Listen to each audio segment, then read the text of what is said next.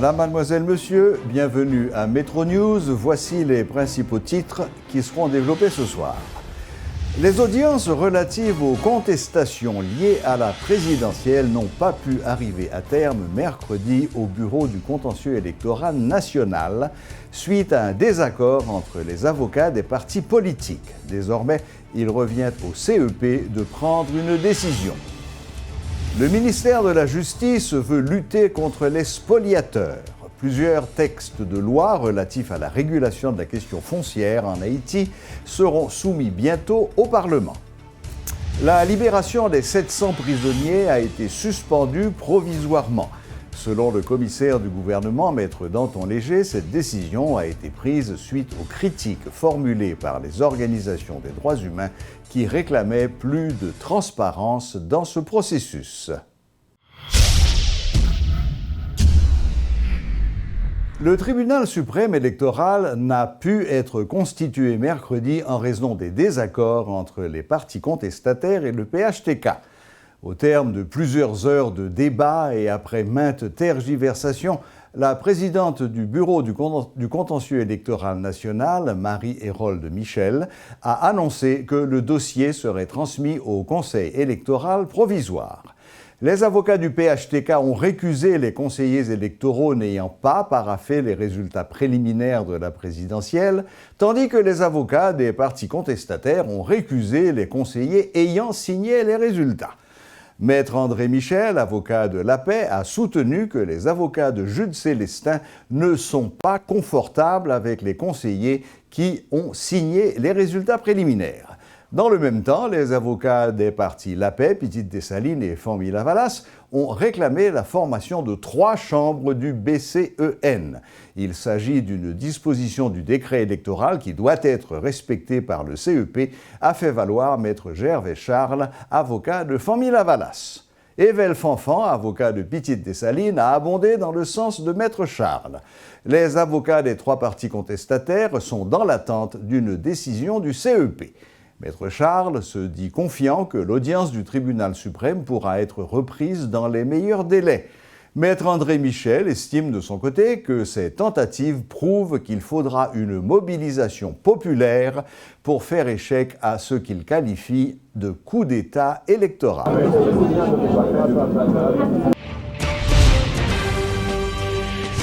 L'un des avocats du PHTK, Maître Reynold Georges, explique la demande qu'il a formulée d'écarter certains conseillers du tribunal électoral par le fait qu'ils ont fait des déclarations dans la presse qui démontrent qu'ils ont un avis tranché sur la question des résultats préliminaires. Selon lui, donner satisfaction aux contestataires équivaudrait pour le CEP à avouer son impuissance. Reynold Georges appelle les conseillers à prendre leurs responsabilités et à déclarer Jovenel Moïse vainqueur. L'ancien conseiller Ricardo Augustin appelle au respect des prescrits du décret électoral qui prévoit le choix par tirage au sort des membres des bureaux du BCEN. Sur ce point, les textes sont clairs, affirme l'ancien trésorier du CEP qui appelle les partis à la sagesse. Il n'y a pas lieu de s'écarter de la loi, insiste Ricardo Augustin, qui était l'invité à la rubrique Le Point ce jeudi. Dès pour respecter le décret, ou pas gagner rien pour reprocher tout.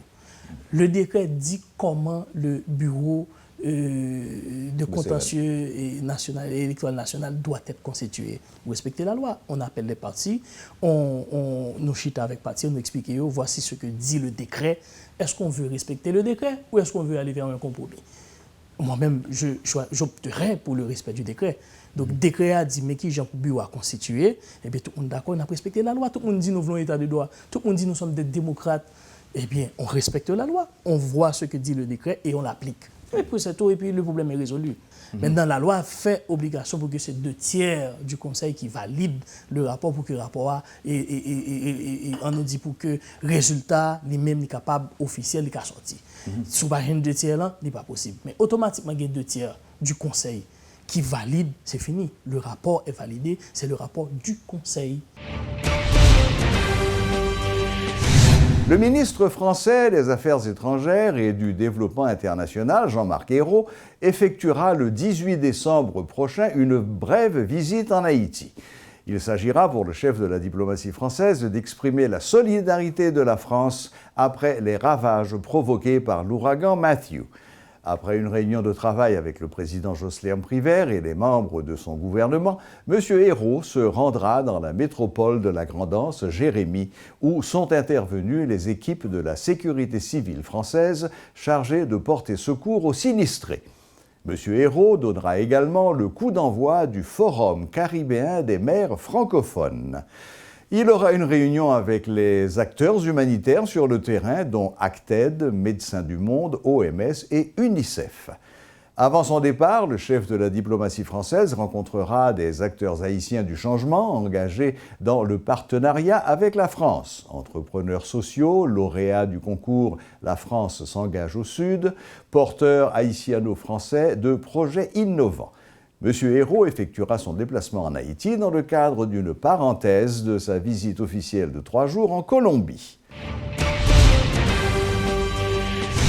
Les libérations programmées ce jeudi par le parquet dans le cadre de la lutte contre la détention préventive prolongée n'ont pas été effectuées.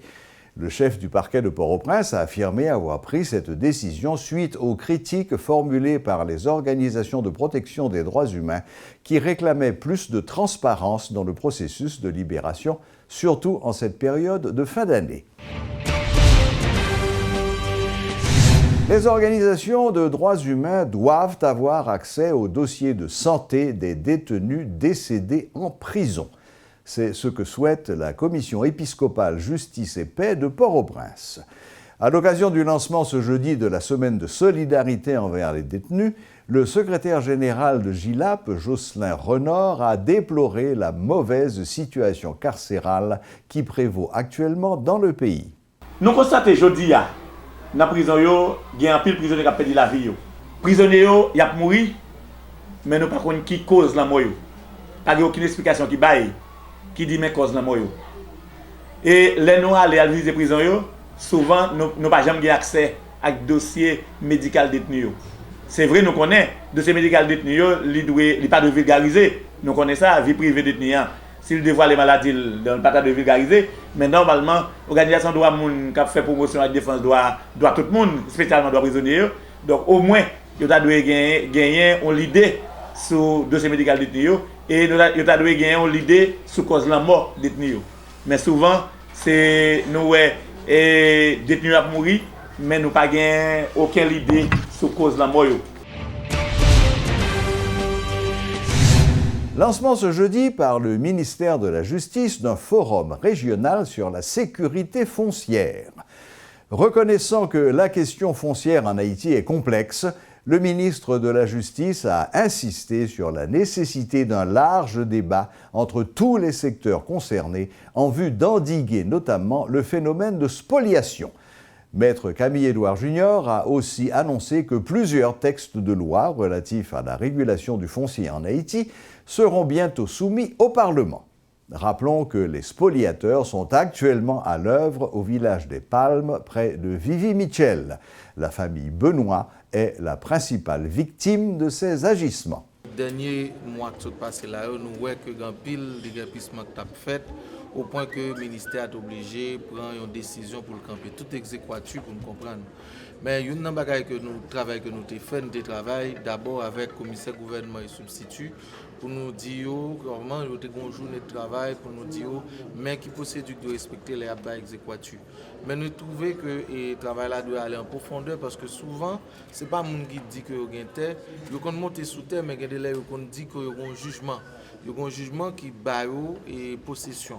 Et le ça, vous même vous avez droit dire, vous avez besoin à l'exécuter jugement.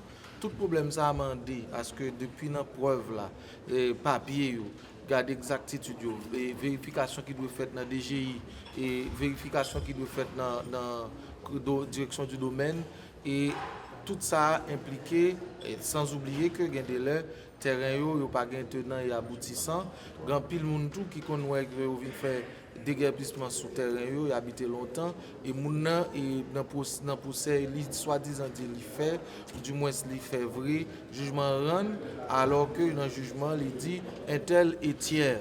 Et ce qui veut dire que dans un paquet de monde qui est victime comme ça, nous-mêmes, avant que nous fassions dépôt projet de loi et pour que le Parlement gagne pour le délibérer sous lui, nous devons quand même travailler avec notaires, arpenteurs et Siato Naka et direction du domaine au niveau de DGI pour nous garder ensemble qui meilleure formule qui gagne en attendant que nous, la population, continuer et exiger droit droit pour une propriété privée, son droit fondamental, ce n'est pas seulement l'autre droit.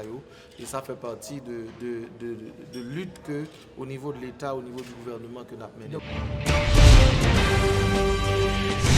Le Centre de facilitation des investissements, CFI, a tenu ce jeudi une journée de formation à l'intention de plusieurs membres du secteur privé des affaires autour du thème « L'entreprise haïtienne et les procédures fiscales et douanières ». Selon la directrice du CFI, Norma Powell, l'objectif de cette session de formation est de répondre aux nombreuses requêtes des entreprises désirant mieux appréhender les différentes procédures et d'améliorer les services afin de parvenir à une modernisation du cadre légal des affaires en Haïti.